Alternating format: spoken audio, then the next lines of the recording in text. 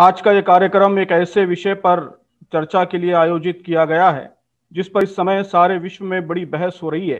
अभी हमारे वक्ताओं ने इस विषय पर बहुत सी अहम बातें, अभिव्यक्ति की स्वतंत्रता और उसकी सीमाओं पर, और विश्व भर में उसका किस तरह उपयोग या दुरुपयोग हो रहा है, उसके बारे में क्या डबल स्टैंडर्ड्स इख्तियार किए जा रहे हैं, इन सारे विषयों पर बहुत अहम बातें हमारे सामने रखी हैं। इस चर्चा में विविध धर्मों और धार्मिक गुरुओं का दृष्टिकोण भी हमारे सामने आया है और सेक्युलर पर्सपेक्टिव भी सामने आया है। मैं सारे वक्ताओं का आभारी हूं। आज की दुनिया की समस्याएं बहुत गंभीर हैं और उनके निवारण के लिए हम सबको, धार्मिक धर्मगुरुओं को भी और सेकुलर बुद्धिजीवियों को भी इस तरह के संवाद के लिए एक साथ बैठना चाहिए। ये मैं समझता हूं कि इस समय बहुत ही आवश्यक है, बहुत ही जरूरी है, और मिलजुल कर एक दूसरे की भावनाओं और विचारों का आदर करते हुए इन समस्याओं का निवारण ढूंढने की कोशिश करना चाहिए। मैं समझता हूं आज की इस चर्चा से इसका एक बहुत अच्छा उदाहरण हमारे सामने आया है और मैं आशा करता हूं कि इस परिसंवाद को एक दिशा देने में भी आज की इस महफिल से मदद मिलेगी। स्वतंत्रता, ये जैसा कि हमारे बहुत से वक्ताओं ने कहा, यह हर मनुष्य का जन्मसिद्ध अधिकार है।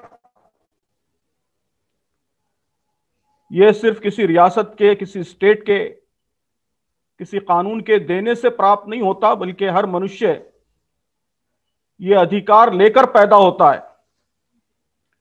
इस्लाम के दूसरे खलीफा हजरत उमर ने जब अपने गवर्नर के एक बेटे को देखा कि वह गरीब आदमी के साथ दुर्व्यवहार कर रहा है, तो बेटे के साथ गवर्नर को भी बुलाया, उसको सख्त चेतावनी दी और एक ऐतिहासिक जुमला कहा था। फरमाया था कि इनकी माओं ने इन्हें स्वतंत्र जना था, तुमने उनको गुलाम कैसे समझ लिया। तो हर इंसान स्वतंत्र पैदा होता है, हमारा खुदा हमको आजाद पैदा करता है और आजादी हर एक का जन्मसिद्ध अधिकार है। इस्लाम ने भी, मैं इस्लाम का विद्यार्थी हूं, स्टूडेंट हूं, तो इस्लाम ने भी स्वतंत्रता को, आजादी को बहुत अहमियत दी है। बल्कि एक सहाबी ने इस्लाम का उद्देश्य ही यह बताया है कि लिनुखरिजल इबादा मिन इबादतिल इबाद इला इबादति रब्बिल इबाद, कि इस्लाम का उद्देश्य यह है कि अल्लाह के बंदों को बंदों की गुलामी से निकालना और उनके मालिक, उनके पालनहार, उनके खुदा की बंदगी में लेकर जाना। यह इस्लाम का उद्देश्य है, उन्होंने कहा था। तो जब हम स्वतंत्रता की बात करते हैं तो उसमें कई तरह की स्वतंत्रता शामिल है, और फ्रीडम ऑफ स्पीच या अभिव्यक्ति की स्वतंत्रता जो इस समय हमारा विषय है, यह इसका बहुत ही अहम भाग है, बहुत ही अहम पार्ट है। यह भी हर इंसान का अधिकार है कि वह जिस बात को सही समझता है उसे बयान करे। दुनिया की किसी ताकत को यह अधिकार नहीं है कि उससे उसका यह अधिकार छीने। जहां तक इस्लाम का ताल्लुक है, इस्लाम के नजदीक आदमी जिस बात को सही समझता है उसे बयान करना यह केवल अधिकार नहीं बल्कि उसका कर्तव्य है, उसकी ड्यूटी है। कुरान में हक बात को, सत्य को छुपाने से भी मना किया गया है। सत्य की गवाही से रुकना, खामोश रहना, यह भी इस्लाम के नजदीक अपराध है। कुरान कहता है कि और गवाही को न छिपाओ, जो उसे छिपाता है तो निश्चय ही उसका दिल गुनाहगार है, और तुम जो कुछ करते हो अल्लाह उसे अच्छी तरह जानता है। रसूलुल्लाह सल्लल्लाहु अलैहि वसल्लम, प्रॉफेट मोहम्मद सल्लल्लाहु अलैहि वसल्लम इस बात पर लोगों से बैत लेते थे, इस बात पर लोगों से शपथ लेते थे कि हम हर तरह की परिस्थिति में सच्ची बात कहेंगे, सत्य कहेंगे, खामोश नहीं रहेंगे और लोगों की परवाह नहीं करेंगे, किसी से डरेंगे नहीं, जो बात सही है उसे बयान करेंगे। तो इन सब शिक्षाओं का परिणाम ये निकला कि इस्लाम ने ऐसा माहौल बना दिया कि लोग अपने ज़मीर या अपने विवेक या अपनी अंतरात्मा के अनुसार सच बात कहना अपना अधिकार ही नहीं बल्कि अपना कर्तव्य समझते थे, और सोसाइटी उनको यह अधिकार देती थी कि वो अपने दिल की बात साफ साफ कहें। लोग रसूलुल्लाह को भी सलाह मशवरा देते थे। प्रॉफेट मोहम्मद सल्लल्लाहु अलैहि वसल्लम, हालांकि वो बहुत ही रिस्पेक्टेड शख्सियत हैं, लेकिन उनको भी लोग मशवरा देते थे, आपकी राय से असहमति व्यक्त करते थे। एक औरत ने, एक महिला ने आपसे एक मामले में तकरार की, यहां तक कि उसकी आवाज आसमानों में सुनी गई और कुरान में आयत नाजिल हुई कि अल्लाह ने उस स्त्री की, उस महिला की बात सुन ली जो अपने पति के विषय में तुमसे यानी प्रेषित मोहम्मद सल्लल्लाहु अलैहि वसल्लम से झगड़ रही है और अल्लाह से शिकायत किए जाती है। अल्लाह तुम दोनों की बातचीत सुन रहा है, निश्चय ही अल्लाह सब कुछ सुनने वाला, देखने वाला है। तो इससे आप अभिव्यक्ति की स्वतंत्रता का अंदाजा कर सकते हैं, उसके लेवल का अंदाजा कर सकते हैं कि एक आम महिला भी पैगंबर के सामने भी बात कर सकती थी, उनसे हुज्जत कर सकती थी। ज़ाहिर है इस तरह की बहुत सी मिसालें दी जा सकती हैं, इस वक्त उस तफसील का मौका नहीं है। कहने की बात यही है कि अभिव्यक्ति की स्वतंत्रता ये इस्लाम की मूल शिक्षाओं का भाग है, बेसिक टीचिंग्स का पार्ट है। हमारे कई वक्ताओं ने हमारे मुल्क के संविधान का भी हवाला दिया है, इसमें भी अनुच्छेद 19A में हर नागरिक को यह अधिकार दिया गया है। और मैं सुशील महाराज जी की इस बात से सहमत हूं कि हम सब की यह जिम्मेदारी है कि स्वतंत्रता की रक्षा की हम कोशिश करें, और कहीं इसका उल्लंघन होता हुआ देखें स्टेट की जानिब से, कोर्ट की जानिब से, किसी पॉलिटिकल पार्टी, किसी ग्रुप की जानिब से, समाज की जानिब से, किसी की भी जानिब से, अगर किसी की अभिव्यक्ति की स्वतंत्रता का उल्लंघन होते हुए देखें तो ये हमारी जिम्मेदारी है, सिटीजन्स की जिम्मेदारी है, धर्मगुरुओं की जिम्मेदारी है कि वो आगे बढ़ें और इसकी रक्षा करने की कोशिश करें, उसका प्रयास करें। तो यह आवश्यक है कि इस अधिकार की सुरक्षा हो, लोगों को अपनी बात कहने की पूरी स्वतंत्रता हो, जिसे वो सही समझते हैं वो किसी भय के बिना लोगों के सामने बयान कर सकें, उसके लिए दलील दे सकें, अपनी बात को साबित करने के लिए बहस कर सकें, जो बात वो गलत समझते हैं उसके खिलाफ लिख और बोल सकें। तो ये सारे अधिकार किसी भी सभ्य समाज की आवश्यकता, एक सिविलाइज सोसाइटी की जरूरत है। लेकिन जैसा कि हमारे आदरणीय वक्ताओं ने यह बात कही है, हर अधिकार के साथ कुछ जिम्मेदारियां वाबस्ता होती हैं, कोई अधिकार भी असीमित नहीं होता। हमारे संविधान में भी जहां अभिव्यक्ति की स्वतंत्रता का अधिकार दिया गया है, वहां उसकी सीमा भी बयान कर दी गई है।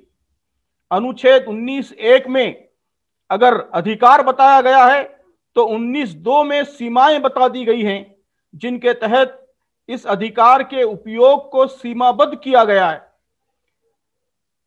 इसमें जहां मुल्क की सुरक्षा की बात है और दीगर बातें हैं, उसके साथ साथ यह भी कहा गया है कि इस अधिकार का यानी अभिव्यक्ति की स्वतंत्रता का जो उपयोग होगा वो शिष्टाचार या सदाचार की समस्याओं के अंदर ही होगा। ये जो शब्द है ये हमारे संविधान के शब्द हैं कि शिष्टाचार या सदाचार की समस्याओं के अंदर ही इसका प्रयोग हो सकता है। तो ये छूट, ये यंत्रण दुनिया के तमाम कानूनों में पाया जाता है। व्यक्तिगत स्वतंत्रता की हर बहस में वो मशहूर जुमला कहा जाता है जो अभी विक्टर एडविन जी ने भी कोट किया है कि तुम्हारी स्वतंत्रता वहां खत्म हो जाती है जहां से मेरी नाक शुरू हो जाती है। जहां से मेरी नाक शुरू होती है वहां आपकी स्वतंत्रता खत्म हो जाती है। यानी स्वतंत्रता के ऐसे प्रयोग की अनुमति नहीं दी जाती जिससे दूसरों का जीवन कठिन हो, दूसरों को कष्ट पहुंचे, दूसरों को चोट पहुंचाने की स्वतंत्रता किसी को नहीं दी जा सकती। तो अभिव्यक्ति की स्वतंत्रता के संदर्भ में यह बहस जरूरी है कि इसकी सीमा क्या है। अभी आखिर में बाल मुकुंद सिन्हा जी ने बहुत ही सुंदर तरीके से दुनिया में इसके सिलसिले में जो डबल स्टैंडर्ड्स, जो दोहरे मेयारात इख्तियार किए जा रहे हैं, और जिस तरह पावरफुल स्टेट और स्टेट के इंस्टीट्यूशंस अपने इंटरेस्ट को हासिल करने के लिए इसका मिसयूज कर रहे हैं, इसको एक्सप्लॉइट कर रहे हैं, उस पर रोशनी डाली है, उस पर प्रकाश डाला है। इसलिए यह बहस जरूरी है कि यह स्वतंत्रता क्या है और उसकी सीमा क्या है। तो इस पर गौर करने से पहले यह गौर करना जरूरी है कि इस स्वतंत्रता का, फ्रीडम ऑफ स्पीच का उद्देश्य क्या है, इसका ऑब्जेक्टिव, इसका मकसद क्या है।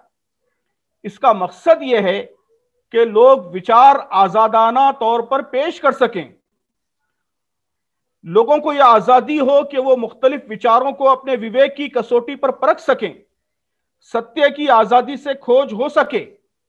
जॉन स्टुअर्ट मिल, जो आधुनिक यूरोप में इस कल्पना का मुख्य विचारक माना जाता है, वो अभिव्यक्ति की स्वतंत्रता का उद्देश्य बताते हुए लिखता है कि इस स्वतंत्रता के बिना विज्ञान, निधि या राजनीति में कोई उन्नति नहीं हो सकती, कोई प्रोग्रेस नहीं हो सकता। बहुत सी बातें जिनको हम भूतकाल में गलत समझते थे वो आज सत्य साबित हुई हैं, और बहुत सी बातें जिन्हें हम सत्य समझते थे वो आज गलत साबित हो गई हैं। इसलिए अगर कोई बात गलत भी है हमारे दृष्टि से, तो उसको बयान करने पर कोई रोक नहीं होनी चाहिए, विचारों पर कोई पहरा नहीं होना चाहिए। गोविंदपुरी जी ने भी बहुत सही कहा कि इस स्वतंत्रता का एक उद्देश्य यह भी है कि जिनके पास सरकार है या किसी भी प्रकार की कोई शक्ति है, तो लोगों को यह अधिकार होना चाहिए कि उन पर नजर रख सकें, उनकी गलतियों पर उन्हें टोक सकें। वो अगर कोई गलत पॉलिसी बना रहे हैं, गलत निर्णय ले रहे हैं, तो उस पर क्रिटिसाइज कर सकें, उसकी आलोचना कर सकें। यह अधिकार लोगों को मिलना चाहिए, इसके बगैर लोग गलत चीजों से रुकेंगे नहीं।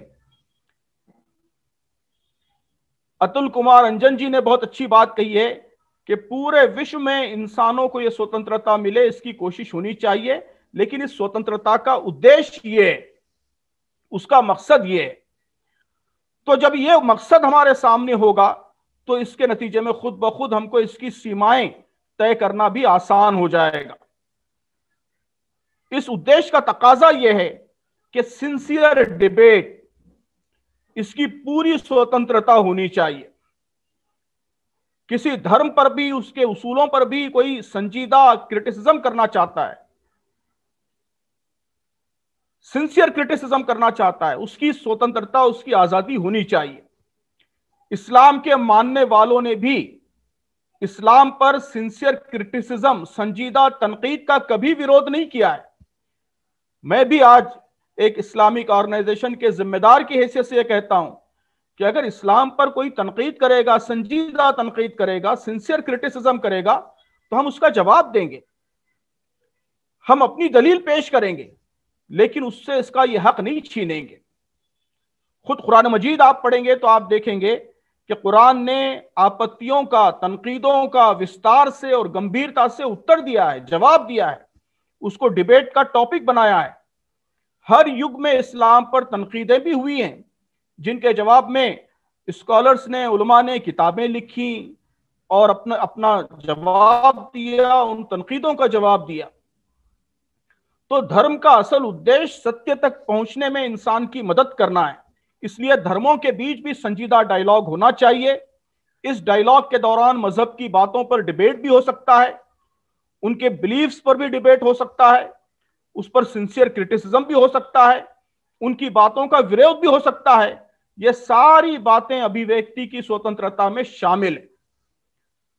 लेकिन क्रिटिसिज्म के नाम पर या अभिव्यक्ति की स्वतंत्रता के नाम पर गाली गलौज, अपमान, निरस्कारी, उपहास, ठट्टा, विलिफिकेशन, ये इस अधिकार का ना तो सही उपयोग है और ना ऐसी हरकतों से समाज को कोई फायदा होता है। ये इस आजादी का मकसद नहीं है।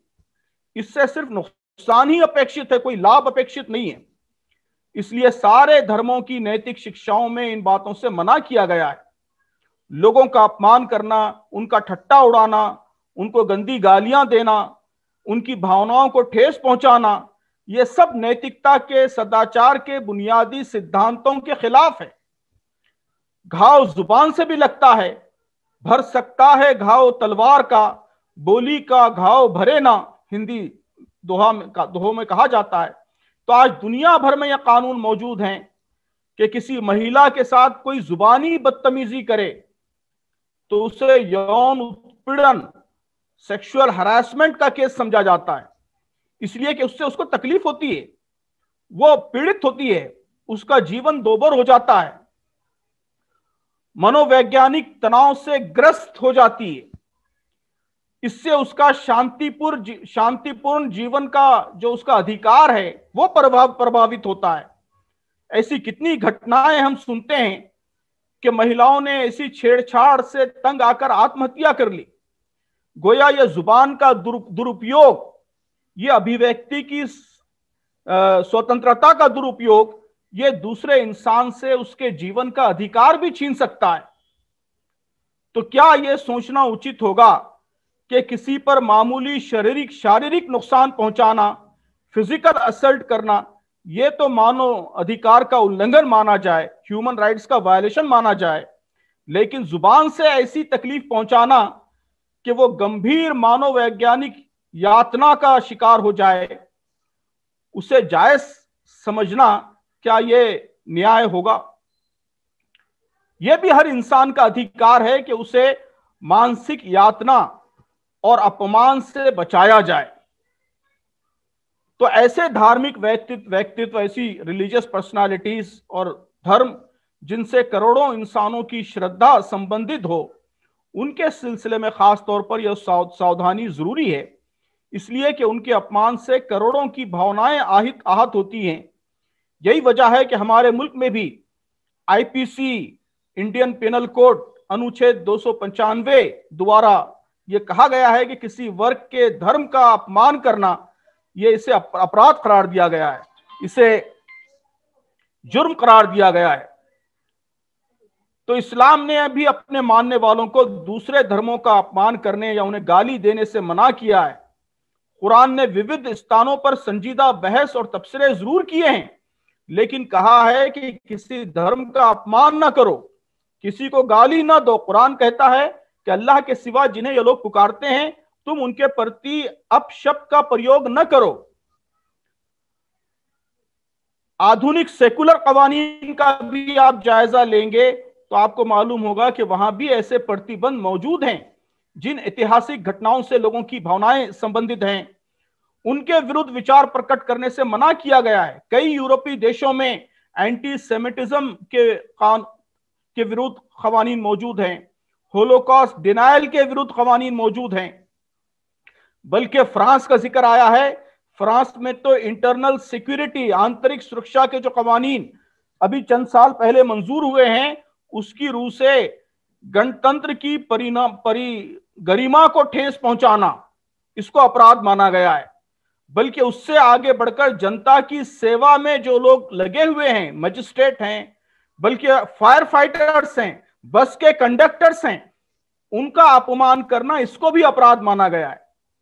तो जब आप इन सारी चीजों को अपराध समझते हैं तो किसी धर्म की बड़ी शख्सियत, उसके अपराध को, उसकी इंसल्ट को अपराध कैसे नहीं माना जा सकता है? उसको कैसे आप फ्रीडम ऑफ स्पीच के खिलाफ मानते हैं?